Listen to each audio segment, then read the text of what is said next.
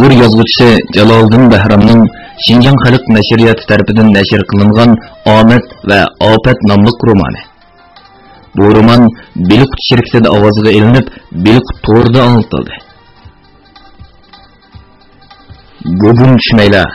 Kayshik bozor maydoniga kavobchi, zosuypaz, oshlanpunchilar ham har xil tijoratchilar g'oltaklarini ishtirishib kirishga boshladi.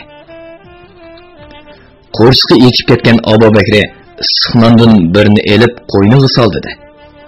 Bir tishlamdan o'zib yegash. Ko'chi bandarlarga ko'z uzmay qaraydi. O yumshoq nonni og'ziga kaplab sevag'ashqimi? Chaynayolmay yoki yutolmay ko'zlari olib ketgan edi. Voy Xudoyim. U nimani ko'rdi? Uning ko'rganlari rasmo yoki shundoq ko'rmayotdi? Qizi Mehribon bilan bir o'g'il bola rezin shoxliq yengli harvini ittirishib, Kayshik bozor maydoniga kirib ketyapti. Ana. Avushum Mehribonga hijib nimalardir da'vatidi. Harviga besilgan narsalar nimanchi payza? O shuncha uzun yillar kavobchilik qilib, bundoq haybat naqshlangan kavoblarni ko'rib boqmoqdi ekan. Texe choy demlaydigan, zixlarni, xo'rishlarni qo'ydigan yerlarning aplikligini qara. Abu Bakri kavobchilik qilganda xaridorlar uzun o'rindiqlarda qisilib o'tirib, yeydiganni yeb bo'lib, kartada kekirib etib ketaveradi. Ammo bir-biriga qatlab qo'yganlari oppoq suluv shira ham o'rindiqlarga. Xat qanchoq. Xat Orisi atamızın qunguzni, balisi etipti tunguzni deb, ichimni ajabmi etishtirding ha? Abu Bakri, nenini üzüp ağzını sağaş. Dümçek dümdüsünü lokuldatib harbining orqasidan mangdi. Mehribon bilan Akbar qistamchilikda to'xtasa, uni to'xtaydi.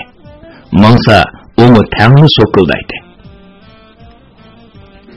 Abu Bakrning shu turqidagi holati xuddi to'pidan ayrilgan maralning orqasiga tushgan chilbiriga o'xshaydi.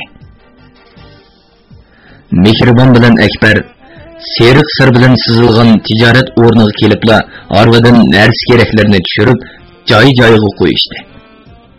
Akbar kavobtondagi tutishib tayyor bo'lgan qip-qizil cho'g'larni bir yerga yig'ib, ustiga ko'mir soldi. Ondan cho'ng cho'yinga bir siqim qora choy solib, o't ustiga qo'ydi. Mehribon oppoq suluv shiralarni surtib, sarkaylarni yuyib tayyorlamoqda edi.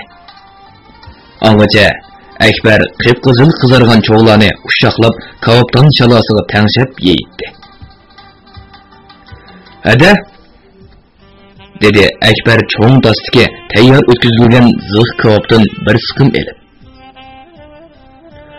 "O'nna chiziqni besib, mazilik yedini bozorga bir taqib o'tmaymmi?"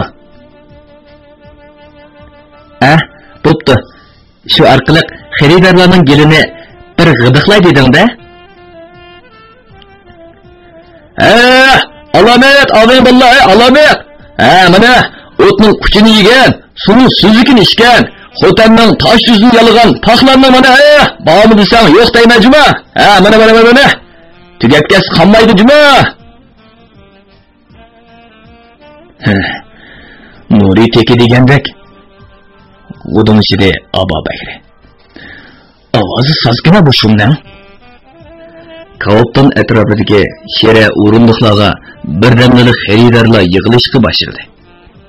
Akbar 2 metr uzunlikdagi kavobton go'sht, jigar, uchay kavoblarni qo'yib, o'rib-cho'rib, xo'rishlarni tangshab, ustiga non besib ulgurmoqda edi.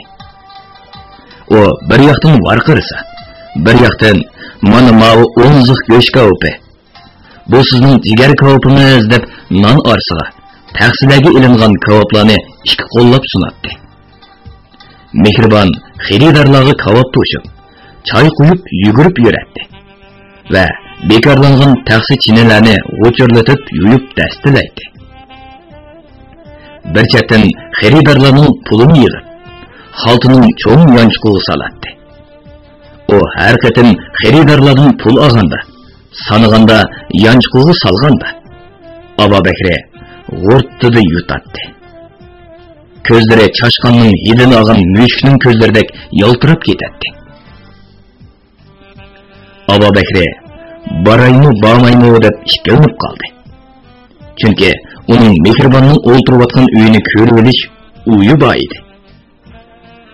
Hazır bargan taqdirda o ikkisini cho'chitib qo'yib, bozordan o'tira kechigacha ketmay turibsa, qanday qiladi? Unda qildigan bo'lsa, Abu Bakrning uning amal chorasi yo'qmikan? Birli varqirab odam to'plab, qaranglar, mana mavi otisdan tangan bola, Namrat bechara otisdan nomus qilib tashlavatgili 1,5 yil bo'ldi deb yig'lab, urib, bechoralik to'nini birni kiysa, Mehriban hamma xalqning la'nat nafratiga qamlandi. Shu chaqda, voy jinim dada, po'q yaptiman deb yolg'irmag'inni men bir ko'ray.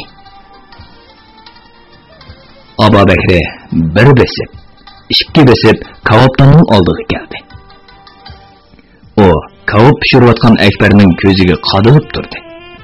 Ondan so'rmayla kavobtanda tayyor pishib qolgan kavobdan 4 ziqni ikki qo'liga ilib oldi. Aka, o başkalarını kavup dursa, dedi Akbar onunla alayıp. Sülüge ayrım bespersen bulmamdı. Ya, maşın yeme.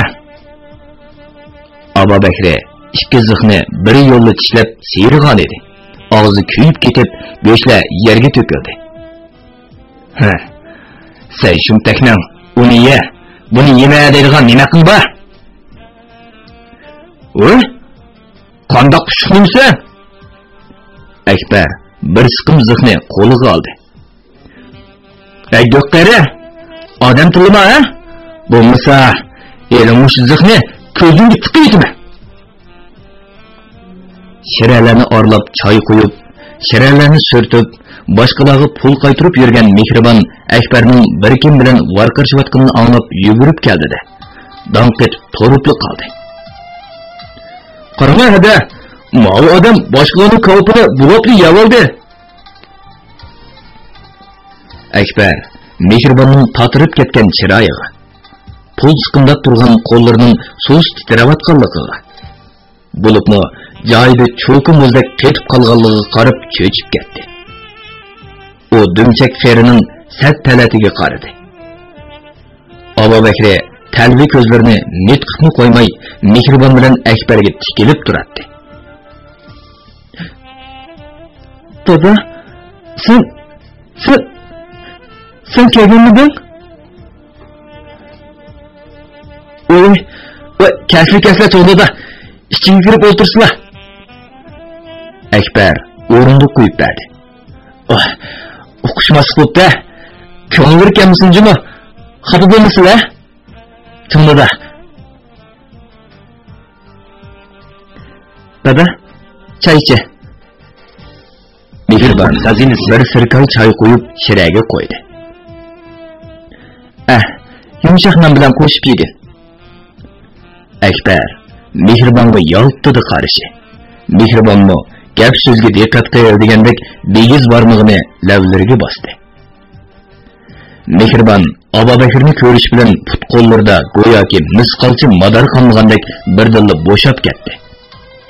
Shundaqdimi xaridorlarni kutgach, choy qo'ygach, chini taqsa, cho'ginni u yoq bu yoqqa yo'tkigach, butun pullarni qatlab Akbarning yanchiqig'i to'ydirmay silavatdi.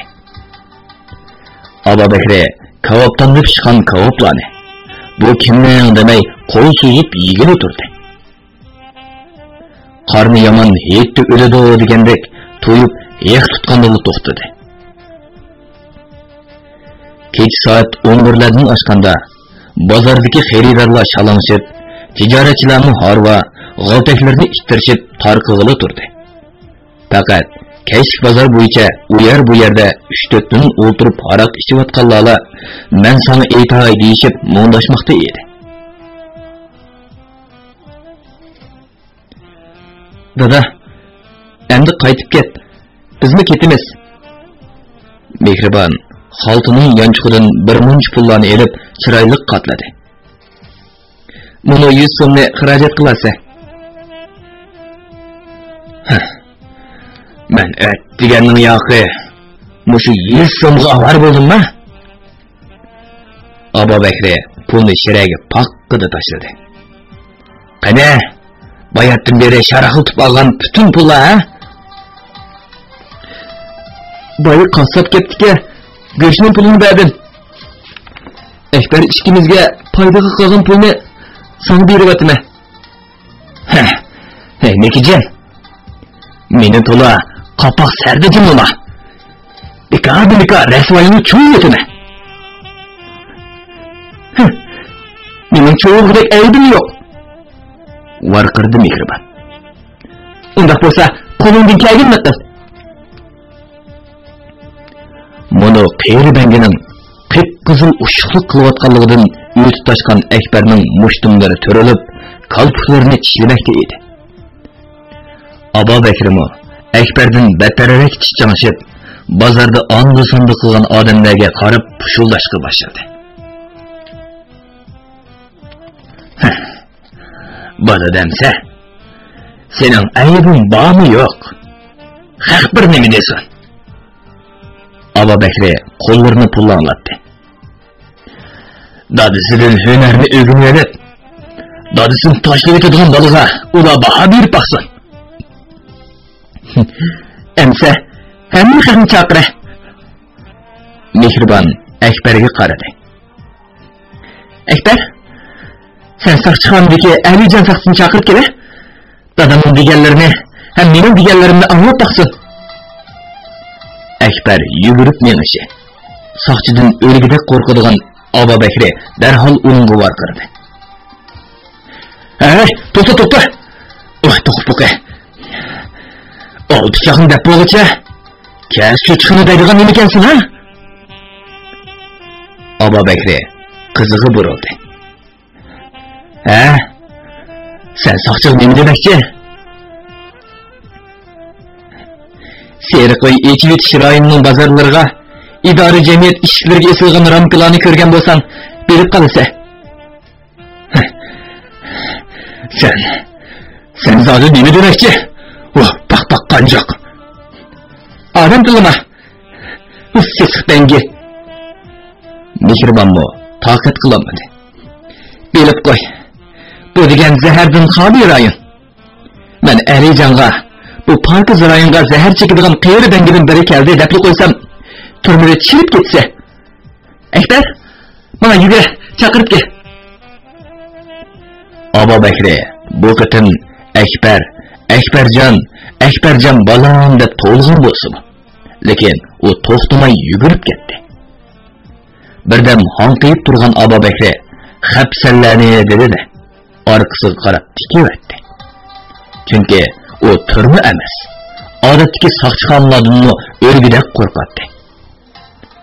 Abu Bakri temir karvat, suv turbusi, parvaylarga ko'zi bilan chetilib, kechichi lalmi ittek g'ingshib chiqqanlarini unutib qolgani yo'q. Tehe, stollarni quchoqlatib qo'yishlar uchun. Xudoya tova. Abu Bakri ömürde xotinini unchalik quchoqlab boqqan banda emas. Abu Bakri shu qochqancha piyoda shaharga tikiverdi. U kechichi manga 5 soatdan oshganda, yana tong otganda uyiga kelib oldi. Biroq Mehribonni aram topganda mundaqli bo'ldi qisi bo'lamdi. Bundaq lo'q go'shtni tashlab o'tganning o'zi ahmoq. Uni Seriqo'y kayshlik bozordan o'zligidan chekinib chiqadigan biror amalni o'ylashimiz bo'lmaydi. Albatta, buning uchun uning so'disi ahmoqligi, bozori kasatlashishi, kishilarning nazaridan tushib qolishi qatorliq zarbalar ustilab kelish kerak. Abu Bakri 2 kun uxlab yetib, harduqqa chiqqandan keyin 3-chi kuni atiganda shaharga qarab yo'lga chiqdi. U bu qatim Seriq uyga berib, qizi Mehribon to'g'riliq ig'vo tarqatmoqchi. Ko'ngli qizining kalti ishtini ham bag'irdig'idagi pul chekida qolgan Abu Bakr qizini o'z uyiga elib ketish ko'yida oxirgi zaharlik planini ishga oshirishga bel bog'lagan edi. Biror odamni seshtinaman degan niyatga kelsak, bahona sabab ko'p tepiladi. Xirvon tutunlarda olimlikdan mahrum bo'lgan razil banda Abu Bakr kechining ko'ngliga o'g'idek uyib qolgan ikki xil suiqasd va tuhmat orqali qizini bo'y agdirishni ko'ngliga pukdi. Birinchisini maydonga chiqargan hamon Mehribonning so'zisi bir mezgil yoki butunlay suvga tilashib, o'qiti yurishmay, qut xazinasi hatto tugishidi. Shuning bilan u yanala petidan tushmay, yavaşlamasa, Abu Bakr yuragiga qora toshni qo'yib, ikkinchisini rahimsizlik bilan ustidan chiqaradi. Bu qatam u ovqatni o'ylash emas, hatto seriq uy tavasida bosh ko'tarib yurolmaydi. O'rib olay desa, bir tatliq o'g'li uningga mo'ldirlab talmirib tursa, o'lmay desa, xalq olamining nafratlik ko'zi yurak bag'rini laxta qonga to'ldirib olsa. Mana shu chog'da Abu Bakr shafaat ham saxovat to'nini kiyib uning oldida paydo bo'ladi. Vaqt texi baldur edi. Abu Bakr shaharga kirgandan keyin Sanshxonzdagi polo sotadigan isxarning do'koniga kirib, parcha sotadigan mol oldi. U bu chaqchimi isxarning melini setib berib, jon saqlayotgachqa bahoda talishib o'tirishmadi. Abu Bakr beshini sog'an holda oshxonadan chiqishi Qadrdonga do'kurishib qoldi. U partli qashqon edi. Qadrdon uning gajgisidan kapli tutib tomg'a niqtadi. Qadrdonning chiqin chiqayotgan ko'zlaridan barg'an sir kirishib, qoniga petib ketayotgan barmoqlaridan qo'rqib ketgan Abu Bakrning yochilikdek uruq teni lassida o'zini qo'yibdi. Bozorda o'tgan kechganlar ularga qarinoqda edi. Shunga Qadrdon uning yoqasini so'rgancha sahiya nazoratining qo'rosiga elib kirdi. Ham bir necha tut so'gat doldisiga opirib bir ittirgan edi.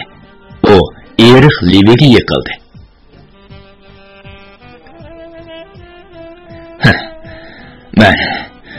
Men senden uyimning ishini hozircha surishti qilmayman. Qadrdon ochiqida titrayotdi. Ayolim bilan o'g'lim nada? Shuni deb bersam, boshqa gunohlarimning hammasini kechaman. Ularni men bu tersorimning bo'ldi izlab yurayman.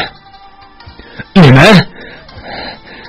Qadrdon uning emkini ko'tardi. Ular men bu o'zim chiqib ketdi.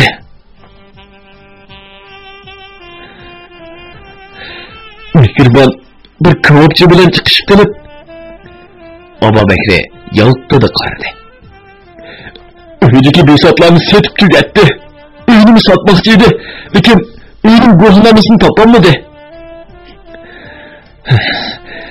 Ey munofiq! Hamma askarlaringni o'sha pok qizga ortib o'tamsan? Qadrdon Abu Bakrning yoqasidan bo'g'ib pichqini tanigan edi. Abu Bakr jaloqlab titrab ketdi. Emsi darvoza qarovuli, Zulfiya, o'zgarlarning oldida Aşı gaplarını depegme, kır. Qadrdon Abu Bakrning gajgisini qamallab so'rab menishi.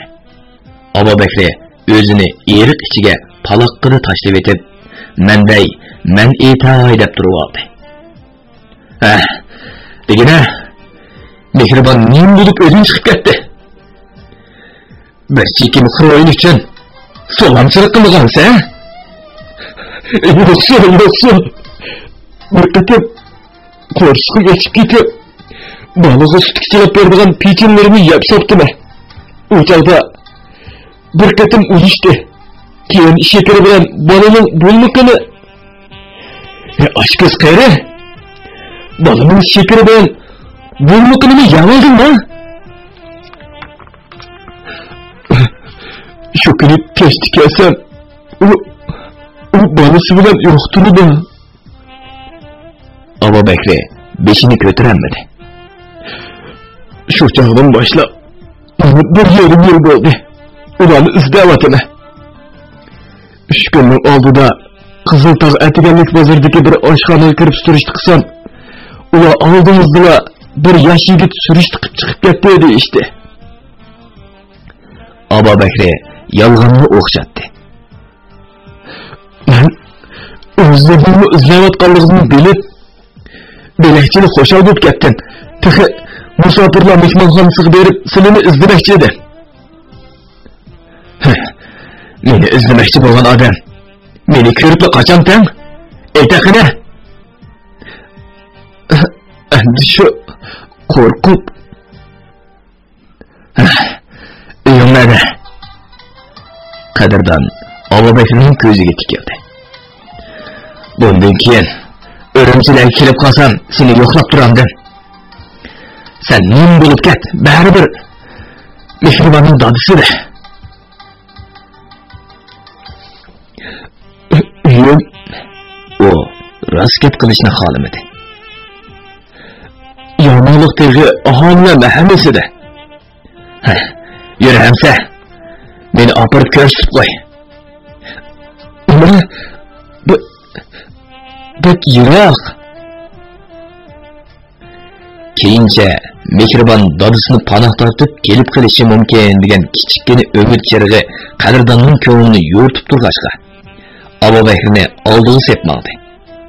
Ular cho'ng yo'lga chiqqanda qadrdon taksi to'xtatib, Yomonlikdagi aholilar rayoniga opirib qo'ya olamsan deb so'zlashish orlig'ida Abu Bekri qechib ketgan edi. Qadrdon to'rt atrofga bo'yindab qarab baqdi. Lekin dönçek siyah adamın qarısını ko'ranmadi. Abu Bekrni qochirib qo'yib, birinchi yo'l avtobusda musofirlar mehmonxonasiga qaytib kelayotgan qadrdon deb cho'nqur tindidi. Asta pichirladi. Bo'ldi. Bugun kechlik avtobusda yurtimizga qaytay. Qadrdon ko'cha avtobusdan Do'stlik bekatida tushib qolib, musofirlar mehmonxonasiga piyoda ketmoqchi bo'lib turardi. Bir kim uning do'lisiga urdi. Qadrdon qayrilib qaradi. Uning oldida O'smarxon Jannat ne'matlari oshxonasidagi Kozim qarab kulib turardi. "Oy! Sizni Beyjonda ovqat qilyotdi deb og'izga" dedi Kozim qadrdonning qo'lini siqib. "O'rimchi yuribsiz-ku. Biror ish bilan kelganmidingiz?" Kozimning savoli bilan qadrdon ko'ziga lip-milip yosh oldi. U so'l oy tugab ketgandan keyin o'ylanganligi, ammo Mehribonning dadisi xiroin chekkanligi uchun qadrdon ishkirga kirib ketganda butun uy bisotlarini setib, qizini, navrisini haydab o'tganligi. Hozirgacha ularning ez derikini ololmayotganligini so'zlab berdi.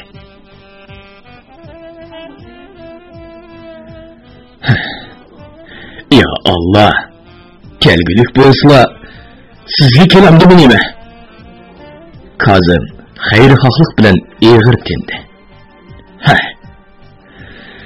Bu gapcha Urumchiga kelib, pat-pat xotin bolangizni izlaydi ekansiz-da. Shu emasmi? Mana bugun Abu Bekir degan nejisni tutib olgan edi. Lekin qochirib qo'ydim. Kozimka, oshxonada ishlamadingizmi? Bu yerda yurishsiz-ku. Doğru bermek kelgan. Kozim qo'ldagi soatiga qaradi. Xo'shamsa, vaqtingiz bo'lsa oshxona taraflarga o'ting. Bugun tushdan keyin xotanga manglar. Shundaqmi? Undaqda yurtkilarga salom ayting, Endi o'qurmanlar. Qadrdon bultur ko'z 10-oylarda Beyjing shaharlik jamoat xavfsizlik idorasi zahar tashlash, sog'lomlikni asliga keltirish o'rniga kirib ketgan. Endi bahorda Urumchida ayolning Mehribon bilan o'g'ilni izlab yuradi. Bu zodi nima uchun? deb so'rashi turgan ekan. Gezi kelganda bunga javob berib o'tib ketmasam bo'lmas.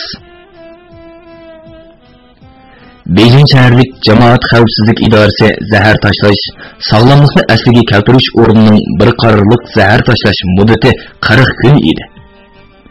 Bu o'rin oziqlantirish, badan chiniqtirish, tozlik va boshqa jihatlardagi ilmiy usullar bilan davolashni birlashtirib, zahar tashlashda unumli tajriba yaratgan edi. Lekin ish xo'shaqmay, beli bo'shab ketgan qadrdan saharlikdagi har xil mashqlar, badan chiniqtirish, xumarning oldini olish, zahar qaytirish dorilarini belgilangan muddatda ichish qatorliq tuzilmaga chidayolmay 28 kunda qaytib chiqdi. Shundaqdimi, uningga zahar tashlaganlik haqidagi isbotni berdi. Qadrdan Ganjiakodagi yotiqqa qaytib kelib, haftagacha oqni og'ziga olmadi. Lekin har kuni kechda hamma tijoratchilar yotoqqa qaytib kelgandan keyin xuddi musofirlar mehmonxonasining 4-5 qavatiga o'xshashla bangilar bas-bas chekishyapti. Xiroinning purqi dimog'largacha urilgan hamon qadrdan dahshatlik azob lazzati ichida qiynaladi. Har kuni kechda takrorlangan bu odat qadrdonni yana oq tutun ichiga so'rab elib kirdi. U chekishga kirish bilan burunqidan ko'proq chekadigan bo'ldi. Ganjiako Vegunsallardagi restoran va cho'ng oshxonalarda to'y marika, xotira kun, choylar bo'lib qolsa, qadrdonni Xinjiangning har xil qo'rmonlarini qo'rib berishga taklif qiladi. Ham ko'ngli tinig'idek haq beradi.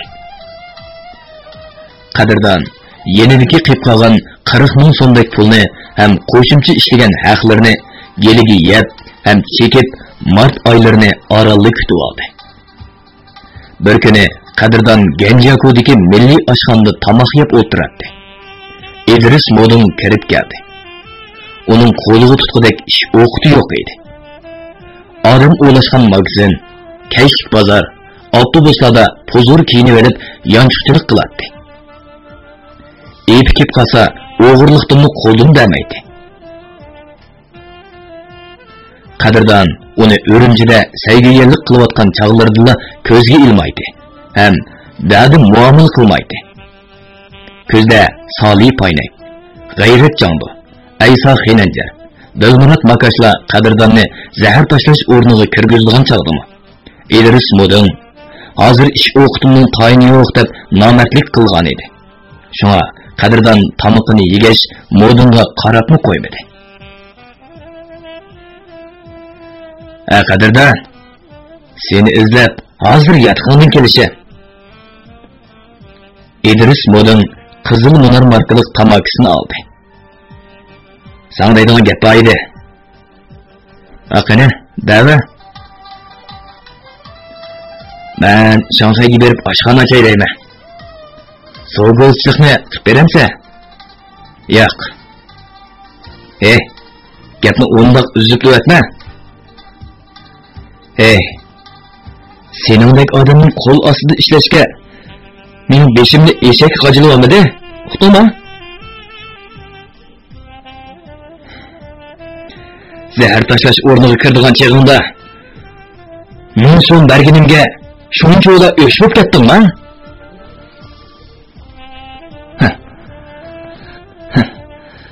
Men pulni tunib, al og'ayni bir yurtni tunimaydigan odamni odam hisoblamayman. Voy. Urumchida G'ayrat Jandoni 10 ming so'm to'lab soqchixondan achchiq vog'ining umr bo'yi g'ajaydigan so'yish bo'ldimi nima? Nima deyapsa? Qadrdon qo'lni shetadi. Bir yurtliq Yoqub hojim Xolmat qarinlarga necha 100 minglab berib qolmay, tijorat yo'lini topolmay qolgan yot odamlarga, hatto o'quvchilarga bergan pullarimning sonini bilmayman. Uqdingmi? Shu asnoda oshxona mulozimi sharalarni surtib etib, derizdan sirtqa qaradi va ansizlik bilan g'udunishdi. Og'inglar, Xinjiangdan odam tutulkaga o'xshaydi. Qaranglar, hammasi Uyg'ur saqchilarga. Oshxonada tomoq yeyotganlar. Oshpaz, mulozimlarning hammasi derizdan qarashga o'tirdi. Rost degandek 3 Uyg'ur saqchi yigit Ganjaku bozorida paranglashqach asta ketib o'tadi. Qadrdon dastlabda ancha diqqat qilmagan edi. Lekin birdalla inisi Abdurahmonni to'nib qoldi. Sirtqa o'zini otdi. "Oy, Abdurahmon! Aka!" Qarindoshlar ko'chada quchoqlashib ketdi. Qadrdon ikki saqchi yigitni yotqiga taklif qilgan edi. Ular bir yurtliq tonishlarni izlab manganligini aytib, o'zini so'radi. Shundaqdimi Qadrdon turishlik o'rnini deb berib, Abdurahmonni yotqiga olib ketdi.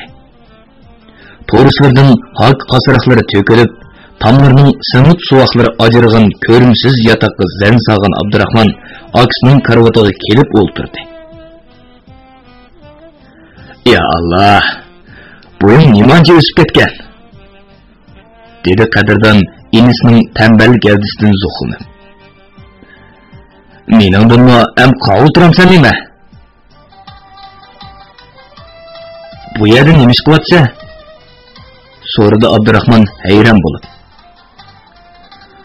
"Men seni Urumchida qoqchilik qilyotdi deb yursam." "Ha, oshxona, restoranlarda sovg'ochilik qilyapman. Bultur 5-oyning oxirlari kelgan." "Nima? Bulturmi mashadimidi?" "Tova." Abdurahmon Qadrdonning jo'dangi yuziga qaradi. "Men bultur 8-oyning 26-kuni Jamoat xavfsizlik universitetiga o'qishga kelgan." Shu kuni Abdurahmon ikki saqchi savodisi kelgachga aksiga demagan gapi qolmadi. Qadrdon o'z yurtida so'linib, Urumchiga ketgandan keyin dadisi Abbos, onasi Xayrigulla ansirab ko'p so'rishdi qilgan edi. Ular Urumchiga molga olgan. Yoshlar binosining direktori Obul Hasanga Qadrdonni so'rishdi qilishni topilgan. Xotanga yuk yotkigan karvon to'shish, yotkash kolonning boshlig'i Yoqub hojimga Qadrdon nari bo'lsa xabarini berishni o'tingan edi. Hatto Xolmat qarimg'imi yolvurib bir muncha yo'lliqlarni tutib yelindi. "Aka, yurtga qaytqin." Abdurahmon qarindoshlik mehri bilan so'zlamoqda edi. "Onam, sening dardingda kesalchan bo'lib ketdi. Onamga ichim og'risi." 1997-yili 25 martning 18-kuni Qadrdon yotiqini ham yotoq ichidagi uy jabduqlarini xuddi abay gitardek elishiga setib Shinjonga qaytdi. U Urumchiga kelgandan keyin bir haftadak Mehribon bilan o'g'ilni izlagan bo'lsa-mu, lekin topolmadi. 28-bob. Qadrdon Xotanga qadam elish bilan ota-onasi uni nazarbandga elib hech yerga chiqolmadi. Biroq Xroin bilan ko'p qadimas bo'lib, hayot, nomus, hurmat, izzat, ikrom deganlarni unutgan Qadrdon bu qatim ota-ona bilan bola o'tirsidagi pardishaplarni yirtib tashlab, oilada isyon ko'tardi. Abbos bilan Xayrigul uni quchoqlab tutib olgan edi. Tamg'a usib, besh xilili cho'ng yerilib ketdi. "Nima? Katakdagi istak so'rab qo'yman desanglar, bir yo'li o'lib berma." Varqirdi yuz ham ko'ngliklari qonga bo'ylab ketgan Qadrdon. "Menni bundoq jondan to'ydim." Mana shundan boshlab Qadrdon uydan bir chiqib ketsa, dastlabda 3-4 kunda biror qitim paydo bo'ldi. Keyincha hafta 10 kunda, hatto biror oyda bir qitim qarisini ko'rsatmaydigan darajaga yetdi. U yiliqi bir yili Lada mashinasini, 3 o'rindagi zaminni, necha yuz minglab pullarni ziyofat, tomosha ham qizlarni yemchi qilib utib donliq qimarvozlar Ahad Tolka, Emir Uchbarmoq, Umar G'altaklarning orqasidan na'nalarga ketadi. Uning puli bo'lmag'achqa Tolkada do'g'i tushalmasimi? tutqanlardan çotu alatdı. Çotu derdiga derman bo'lmag'achqa. Tonish bilish, al og'ina, urug' tuqqan, tijoratchi savdogar, Abbos Bo'jonning qo'l ostidagi xodimlar, shirkat, restoran direktorlari, onasining o'qituvchi xizmatdoshlari qatorliq uchirg'anligi odamlardan dastlabda biror ming so'mdan qarz olgan bo'lsa, keyincha 2-3 ming, hatto 5-6 ming so'mlab qarz oladi. Dadam berdi, onam berdi deb hujjatni yeziveradi. Ularni Abbos Bo'jonning bolasi, bermasak sat turdi deyishib, quruq qo'l qaytarmaydi. Chunki bu kunlarda qadrdan har kunligi oz bo'lganda 5-600 so'mlik chekmasa xumor besilmaydi. O chek bo'lib, xumor yeshilganda o'lgidek azoblanadi. Ota-onasi selayotgan zulm ko'z oldiga kelib o'lvog'isi keladi. Qadrdan xotanga kelib yerin yil bo'la bo'lmay, ota-onasi qarz to'lash bilan holidan kelib xazinasi. Arka-arkadan kelayotgan qarz egallarining ishik bo'sug'isidan oyig'i uzilmaydi. Abbos Bo'jon bilan Xayrigul muallim maoshlarini oldin elib ulgurtanmadi. Ular Bo'jonliq, o'qituvchilik yuzini ayab, pulni kimga bergan bo'lsang, shuningdan ol deyanmaydi. Bir kuni Xayrigul maktabdan qaytib kelyotdi.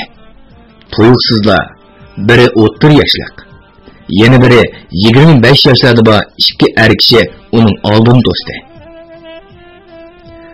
Armisla xonim, men Noilik boshlang'ich maktabining mudiri Savrniyoz bo'laman, dedi 30 yoshli kishi. Sizlarning qadrdan jiddiy lozim bo'lib qolgan deb maktabning pulidan 5000 so'm olgan. Mana hujjati. Xonim, men pochtaxonada ishlayman. Qadrdonning o'tir maktabdagi savodisi. Ismim G'ani, dedi 25 yoshlardagi yigit 2000 so'mlik hujjatni ko'rsatib. Qadrdon buni og'ili 3 oy bo'lib qoldi. To'y qilmoqchi edim. Bo'ladi. Men dadisi bilan maslahatlashib 2-3 kun ichida to'lab berildi. Shu kuni Abbos ishxonasida jiddiy ishlayotganda eshik chekilib, Yashva binosining direktori Ubul Hasan kirib keldi.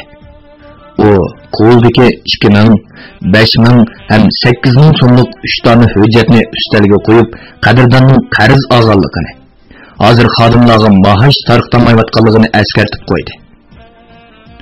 Hey, sen beni nima qilib beryapsan? dedi Abbos hujjatlarga ig'ir nazar tashlab. Bu uni qasliganlik bilan baravar-ku. Abbos Bo'jon, qadrdon uydagilarga 100 ming so'm berdim. Shundan berdi degashga beribdimi? Amsa, shu 100 ming so'm pulini elib qashlar desam bo'lmadi. Shu kuni kechida Abbos bilan Xayrigul xeyli bir chaqlag'icha uxlayolmadi. Ular qarz egallarining to'llig'idan bir yerga qechib ketgudek yerga yetgan edi. Biriga ata, yana biriga o'g'il, indin deb yolg'onchim bo'lib ketdi.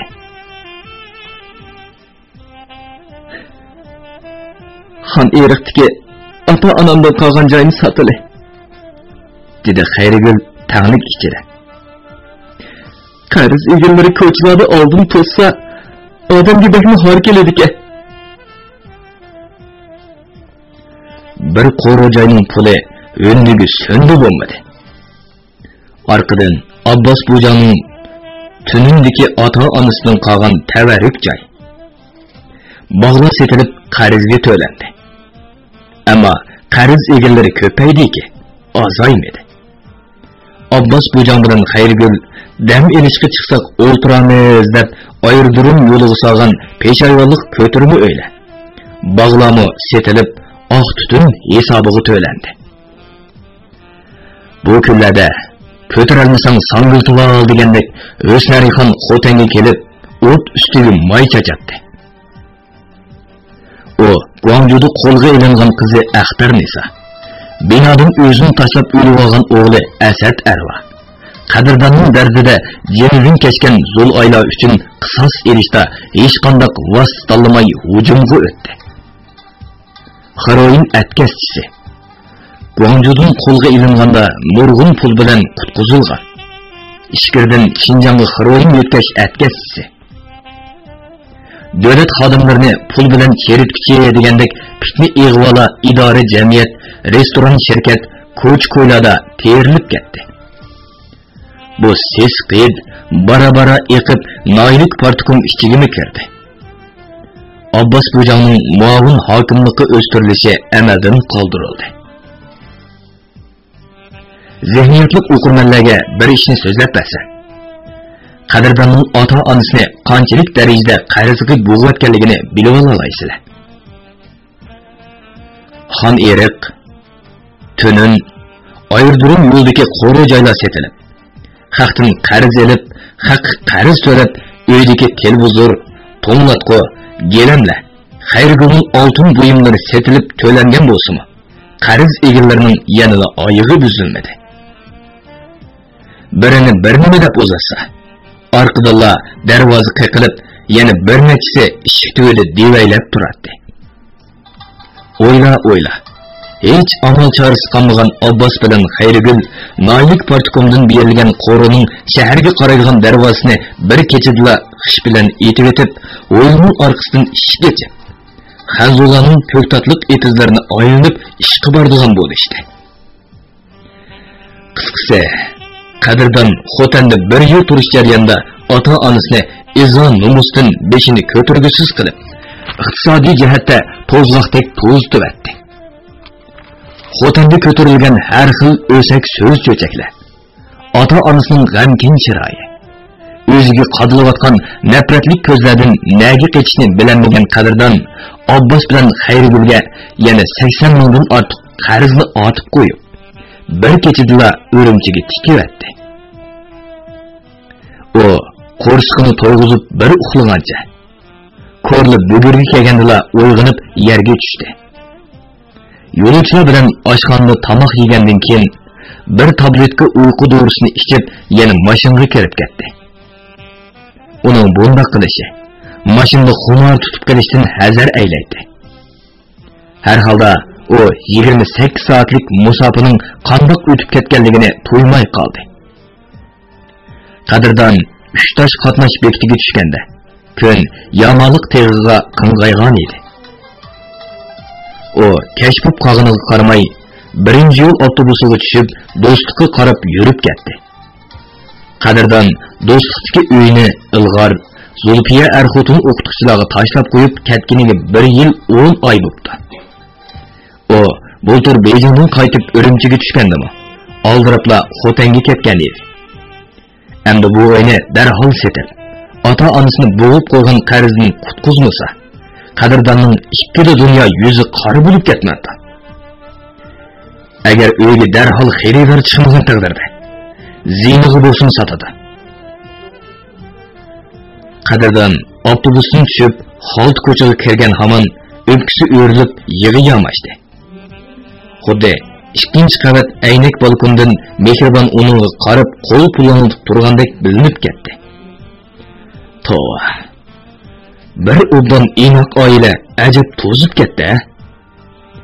Agar mushu Xroyin degan la'nat takkurga sepilib qolmagan bo'lsa, bu ishlarni yuz bermas edi. degan xiyol ko'ngildan kechgan qadrdon palon-paylardan taqildab ikkinchi qavatga chiqib, o'z uyining ishiga qarab yana birdan to'di.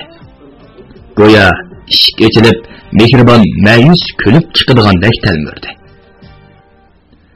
Qadrdon 4-chi qavatga chiqib, eshik qo'ng'irog'ini besib, hayol o'tmayla ilg'or chiqdi. Ohoy, bu bola sayg'iyang'o deb g'ulichini kang ichib qadrdonni quchoqlab oldi. Angacha Zulfiya yugurib chiqdi. Qadrdon ulardan tinchlik omonlik so'radi. Lekin uyga kirish bilan bir yengillikning borligini his qildi. Chunki nafs yasalgan beshikda o'moqqina bir bola yotadi. Apla, dedi Kadirdan divanga o'tirib etib. Men uqishmayla quruq qo'l kirib qaptim emasmi?